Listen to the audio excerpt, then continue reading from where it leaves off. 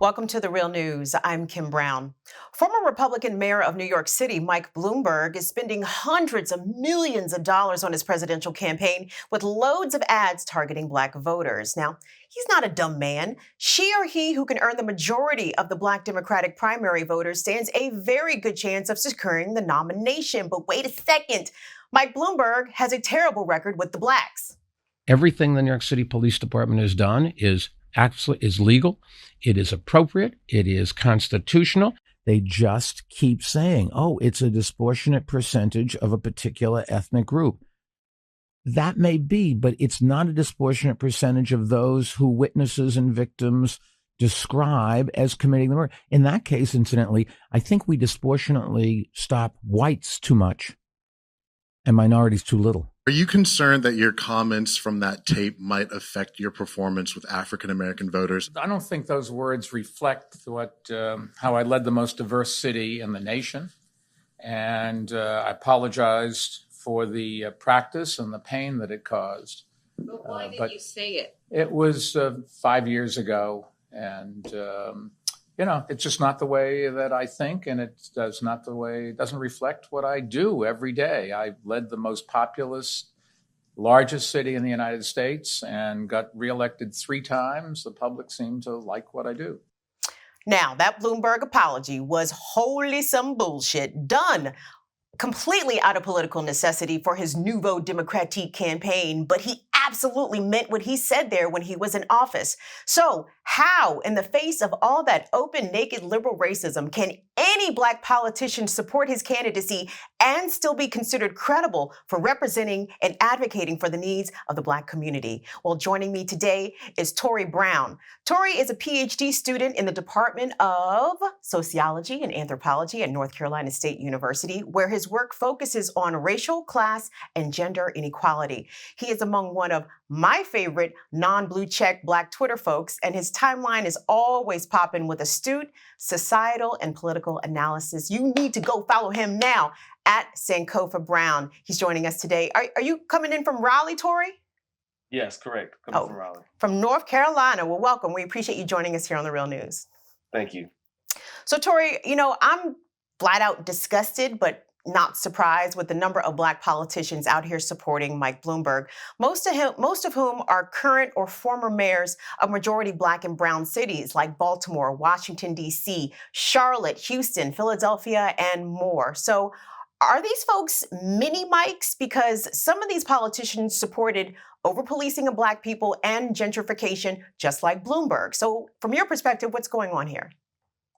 Yeah, so I think we have to look at Bloomberg funded a lot of campaigns. He has extensive contributions.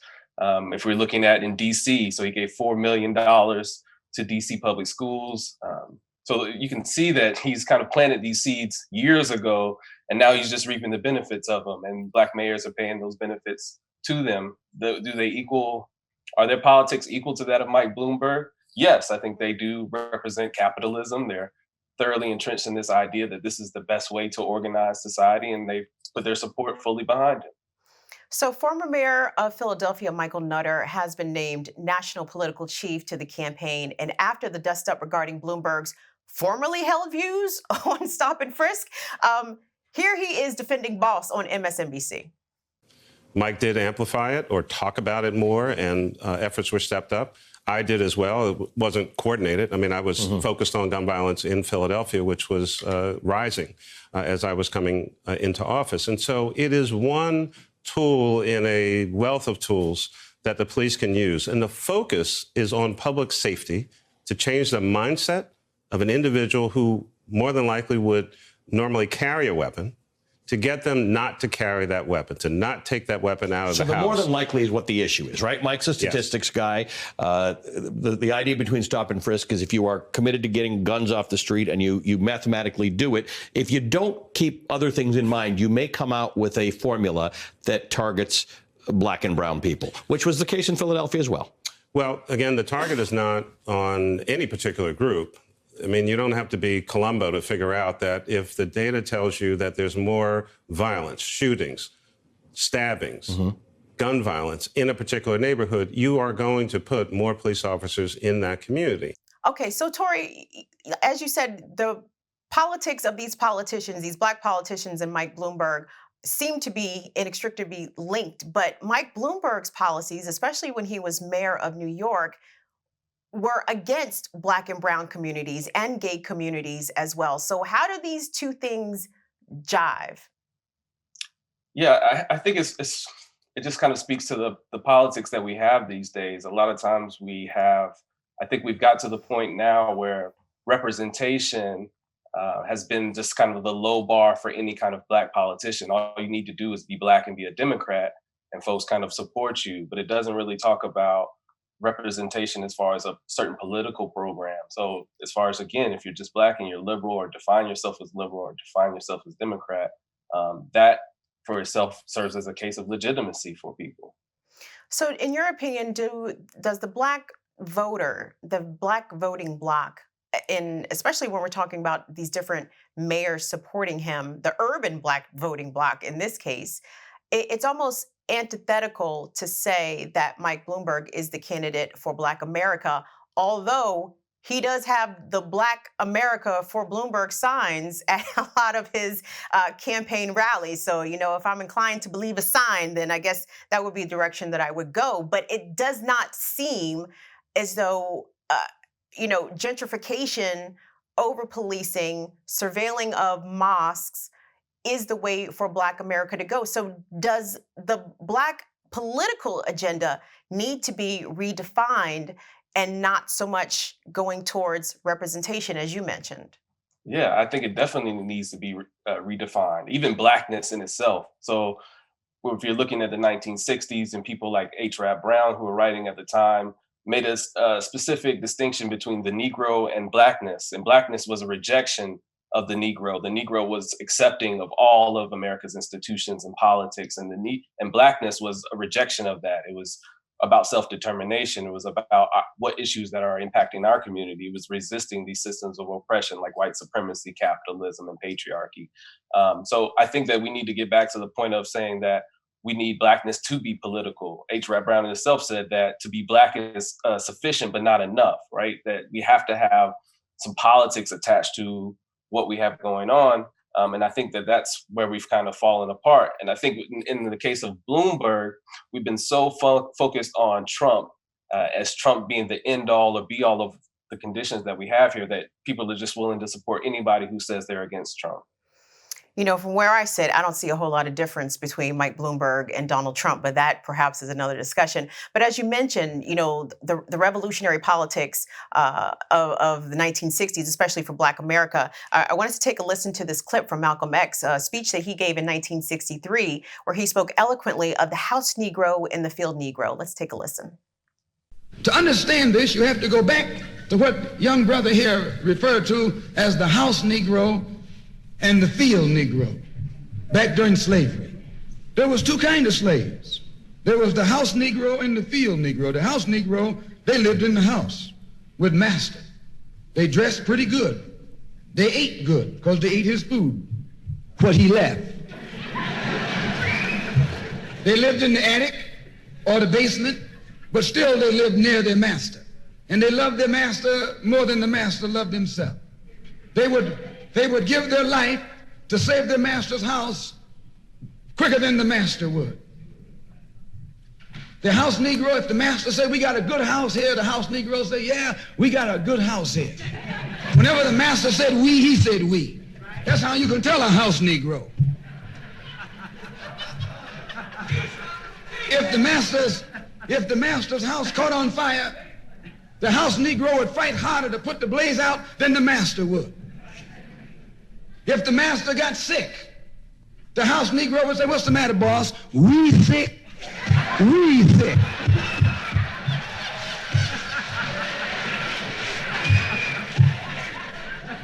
He identified himself with his master more than his master identified with himself. And if you came to the House Negro and said, let's run away, let's escape, let's separate, that House Negro would look at you and say, man, you crazy. What you mean separate? Where is there a better house than this?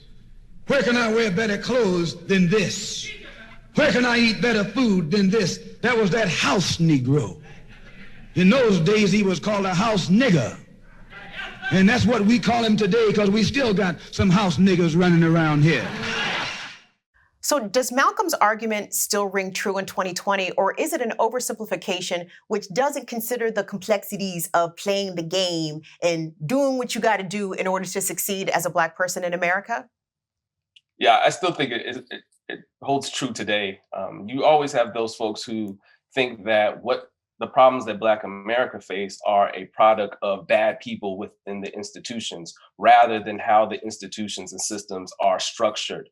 So if you look at the institution itself as the problem, that's a more radical analysis. Well, of course, this is threatening to United States politics and the ruling class in general. So those would be the field Negroes who ascribe to that kind of politics, where you have other folks that say, oh, well, it's just those bad people we have. We just need to get Donald Trump out of office, or we need to get this person out of office, or just change this law. And those people are working to preserve those institutions. Now, whether they're doing it consciously or unconsciously, that maybe can be a different conversation. But there's definitely people who want to preserve that empire and also want to serve as a role of being the spokesperson for Black people, the kind of men between the ruling class and then the larger Black populace. And you can be rewarded very handsomely for being that middle, that arbitrator between those two groups. So what are the consequences? Because I feel as if we need to hold this Black leadership accountable for the decisions, not only that they make while they are in office, but the fact that, I mean, it's to quote Malcolm, we are being led astray by people that look like us who seemingly still do not have our best interests at heart. So how is it that Black Americans can participate in the political structure of the United States and still not get done dirty by our own people? Well, I don't know if you participate and not end up getting done dirty, right? I think American politics is a dirty game, no matter what you do. I think you need to recognize it for what it is. I mean, I think that there are definitely ways that you can use electoral politics as a way to organize people to speak about issues, to educate folks, and to maybe improve some of the material conditions that we have. But it always has to have in mind that a recognition that until we have a revolutionary situation or something that creates fundamental change, that changes institutions, that overturns systems, that puts power back in the hands of the masses, then we'll always continue to face the same social problems that we have for the last 400 years that we've been here. So getting back to whether or not Bloomberg has purchased prominent Black support, let's check out Mike Bloomberg's Freudian slip at the latest debate in South Carolina. Let's just go on the record. They talked about 40 Democrats. 21 of those were people that I spent $100 million to help elect. All of the new Democrats that came in, put Nancy Pelosi in charge, and gave the Congress the ability to control this president, I got them. So he wasn't lying, though, because the Atlanta Journal-Constitution reported that recently elected Congresswoman Lucy McBath, representing Georgia's 6th district, received $4.5 million from Mike Bloomberg. So, and as you mentioned, Muriel Bowser, who is also a supporter of Mike Bloomberg, the mayor of Washington, D.C., Bloomberg donated money towards D.C. public schools. So when politicians are bought and paid for, I mean, where does that leave the people? It kind of leaves the people out to dry, right? You have folks who are going to continue to speak to the interests of the folks who have supported them. So Mike Bloomberg didn't give that $4.5 million to Lucy McBath as just a gift. He expected something in return. And that's what he got. He got her support, her vocal support, which if she has legitimacy among people, they're going to believe what she has to say as far as Mike Bloomberg being the right candidate. So I think that that's kind of where we end up, is you have folks that basically sell the interests of the rulers, in this case, Michael Bloomberg, to the masses of folks. Now, whether everybody is buying it or not, I can't say, but that's the purpose of it. Well, according to some polls, Michael Bloomberg is polling better amongst Black voters. I don't know who they're asking in terms of who do you want for president? Do you want Mike Bloomberg? But as we move along in this presidential contest, and I'm just asking for your opinion here, I feel as if we have to have a better, and I say we, as in Black voters, the Black community, we have to have a better plan than anybody but Trump. Who do you see out of the Democratic field that could be better than, or is the best out of the slate of people that are available to us? Yeah, I mean, I hate to say it, I don't have any real faith in national electoral politics, so I'll say that. So I don't throw my support behind any particular candidate. But if you're looking across the board from a policy perspective and what they have to say, the most left candidate is Bernie Sanders. I mean, that's just the reality of the fact. Some folks say that, well, Elizabeth Warren has a better understanding or a better analysis. I don't see it. I mean, most of her policies are to the right of Bernie Sanders. She wants to do means testing for things like canceling student debt rather than just getting rid of it for all. Or I want to extend Obamacare for 3 years and then see about Medicare for all rather than dealing with these real things now.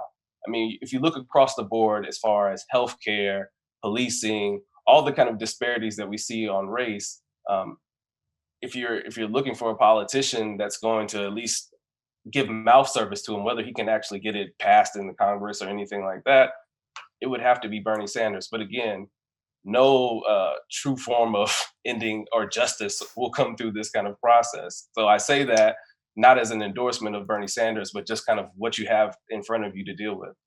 And lastly, Tori, I want to ask you because, again, I'm not surprised at the number of Black politicians supporting Mike Bloomberg.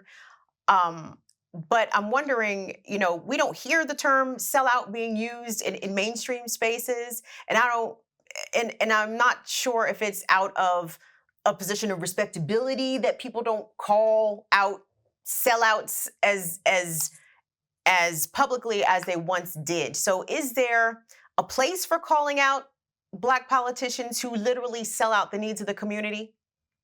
Yeah, there's a place, definitely. But again, you have to, if you're going to do so, you're also going to have to fight against this idea that this person, because they're Black, because they're a Democrat, that they're not on our side. So we've been so entrenched of this idea of representation just being the bottom of the bar to judge one on. You're going to have to face that back. So we often think of, if we're thinking about sellouts, we think about folks who are closely aligned with conservative thought. So you think about people like Clarence Thomas, and okay, everybody would obviously agree that that person's a sellout.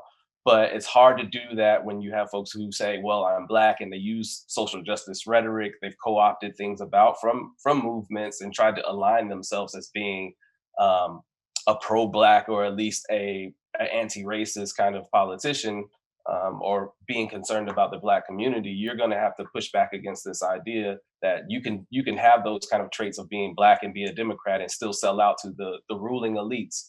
So I think the biggest thing is to get people to realize that there's conflicting interests. You have the interests of the rulers and you have the interests of the people, and they never align with each other.